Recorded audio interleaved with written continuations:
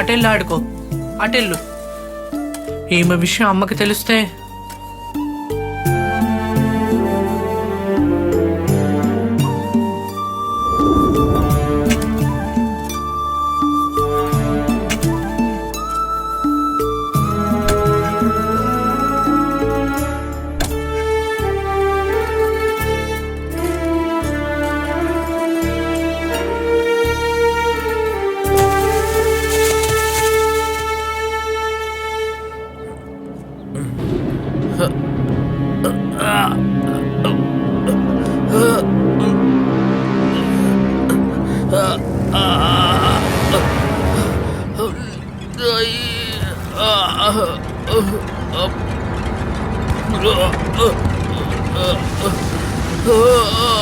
కత్రిని గురించి నిజం తెలుసుకునే ముందే మా అమ్మగారు చనిపోయారు.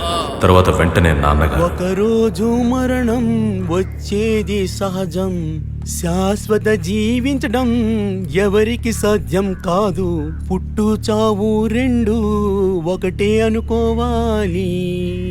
ఒకరోజు మరణం వచ్చేది సహజం, శాశ్వతం జీవించడం ఎవరికి సాధ్యం కాదు. పుట్టు చావు రెండు ఒకటే అనుకోవాలి. ఈ దేహాన్ని చర్చికి తీసుకెళ్తున్నాం. ఎవరైనా చూడాల్సి ఉందా? ఉన్నారు. కత్రినా,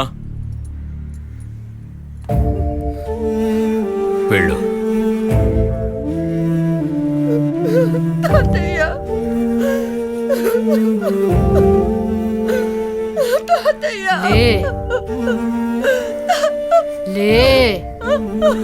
రామ్మా, నువ్వు రామ్మా. ఓవే చెప్తున్నాం కదా పో.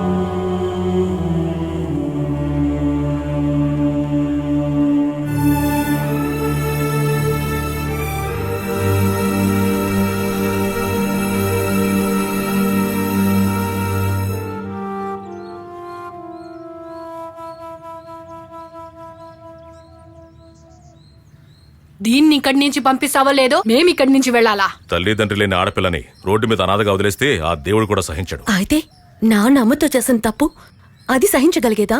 అయితే సహించొద్దు. తప్పు చేయడం కంటే పెద్ద తప్పు దానికి తోడుగా ఉండడం. మరి దానికి ఇప్పుడు ఏం చేయాలి? వద్దన్నయ్యా, నేను వెళ్ళిపోతాను. నా గురించి మీరందరూ గొడవ పడద్దు. నువ్వు మాట్లాడుకో. మిమ్మల్ని అందరినీ ఈ స్థాయికి తీసుకురావడానికి మా నాన్న నేను ఈ అడవిలో కష్టపడింది 1-2 సంవత్సరాలు కాదు, 16 సంవత్సరాలు. రాత్రి పగలు తేడా లేకుండా మా నాన్న నేను కష్టపడడం వల్లే మీ అందరికి ఇదిగో ఇటువంటి మంచి మొగుడు దొరికారు. తెలుసుకోండి. ముఖ్యమైన విషయం, ఇది నేను కూడా చెవటొడిచి కట్టిన ఇల్లే. ఇక్కడ ఎవరు ఉండాలో వెళ్ళిపోవాలో నేనే చెప్పాలి. అయితే అలెక్స్ ఒక పంచాయి, ఆ షేర్ మాకు ఇచ్చేయండి.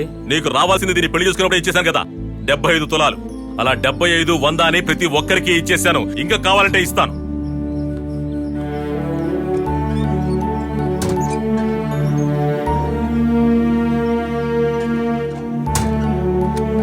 ఇదిగోండి, చనిపోయే ముందు నాన్నగారు రాసింది. ముగ్గురికి కావలసినంత రాసిచ్చారు. ఇదిగో, ఇది మాత్రం నా కోసం రాసిచ్చారు. దీన్ని కూడా మీ ముగ్గురు షేర్ చేసుకుని చావండి. నా చెల్లెలు నాతో పాటే ఉంటుంది. తను నాన్న రక్తం.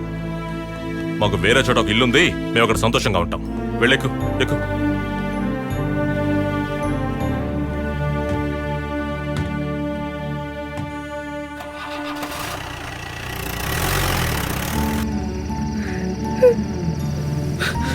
ఎందుకు ఏడుస్తున్నావు?